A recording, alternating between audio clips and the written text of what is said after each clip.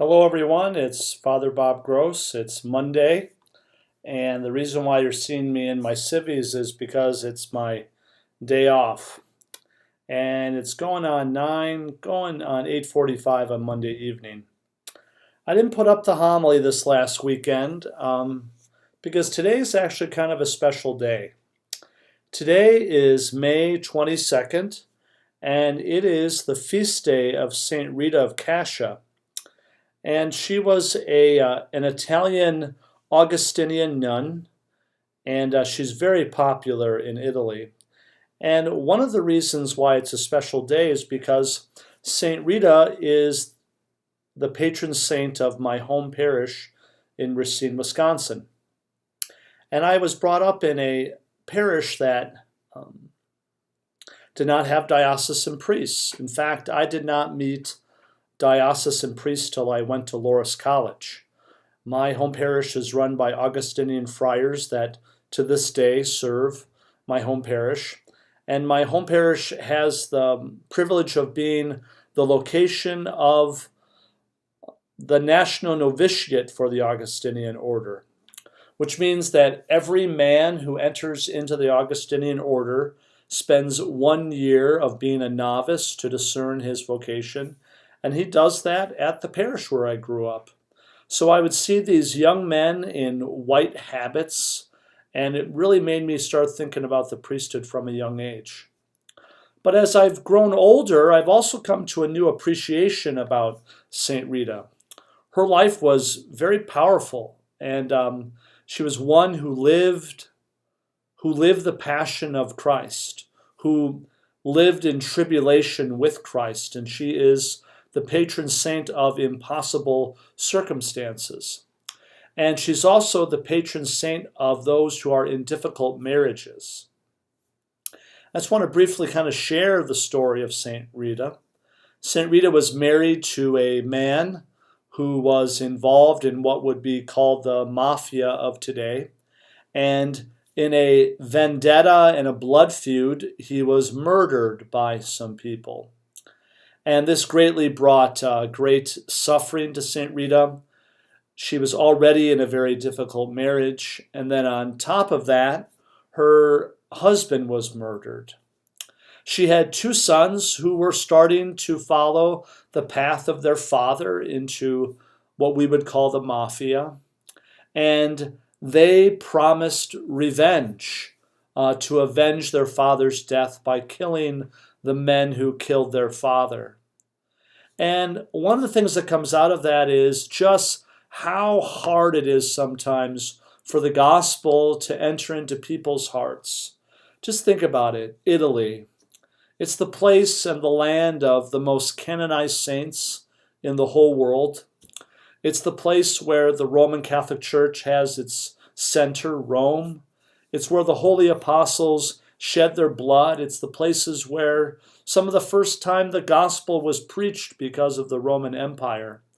And even all the way to St. Rita's time, when Jesus was ascended and glorified and sent the Spirit for over 1,000 years, pushing 1,400 years, people were still hardened to that message of fraternal charity and forgiveness and reconciliation and nonviolence.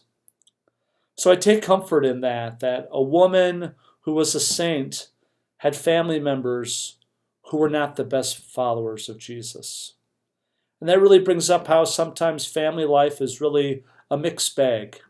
And St. Rita remained faithful in the midst of that complicated set of relationships. She probably loved her family deeply, but it probably gave her such pain that her family, her husband and sons, did not love Jesus as Jesus should be loved.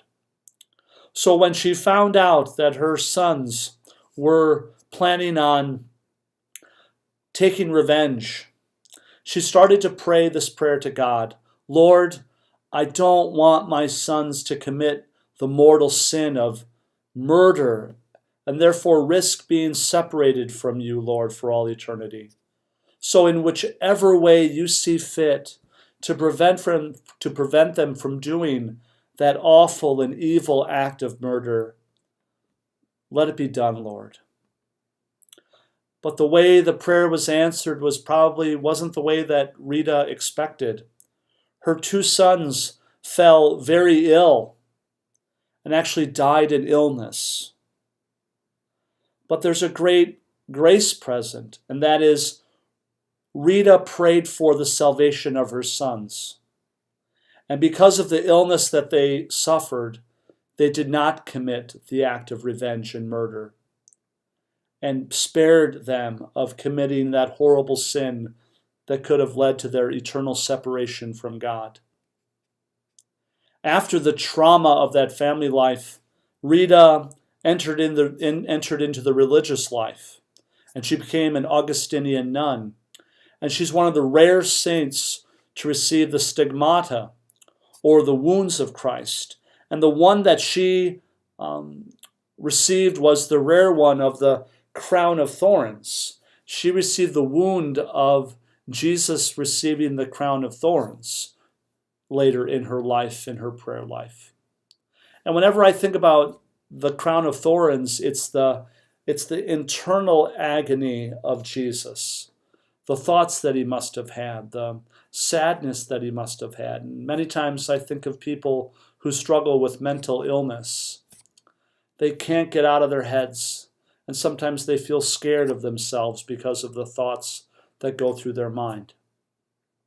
But in the example of St. Rita, impossible situations which seem impossible to remain faithful to God and to her faith, St. Rita remained faithful to her faith, which means that you and I can remain faithful to the faith that Jesus gave us in our baptism, no matter the difficulty. We just have to live from that deeper part of living from the will instead of living from the many thoughts and the many feelings that go through our mind and heart throughout a day. That choice of choosing Christ day after day, no matter what, no matter how we feel. And that's heroic.